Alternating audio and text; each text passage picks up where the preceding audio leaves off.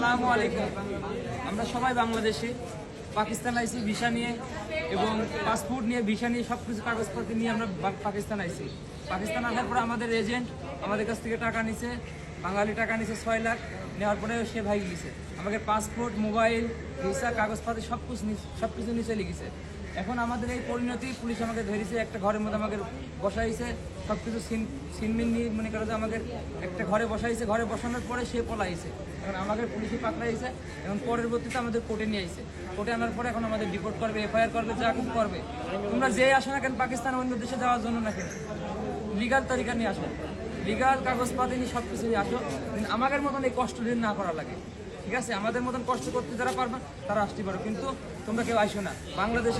বাংলাদেশের একটা মানুষ এইভাবে কেউ আসো না করো ভুল তথ্য নিয়ে। আমরা কিন্তু লিগাল তথ্য নিয়ে আইছি, কিন্তু এই জন্য আমাদের জিনিসপত্র নিয়ে সব কিছু খোলাইছে।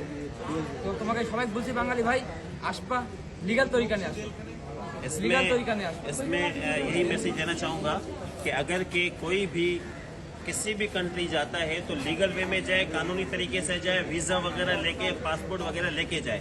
वरना जिस तरह इन बंगालियों का हाल हुआ है आपके सामने, इनके साथ फ्रॉड हुआ, चीटिंग हुआ, इन्हें 8-8 लाख रुपए दिए, 6 लाख बांग्लादेश के दिए, 2 लाख पाकिस्तानी दिए, और खान नामी कोई शख्स था जिसने इनसे पासपोर्ट वगैरह सारी चीज़ें ली।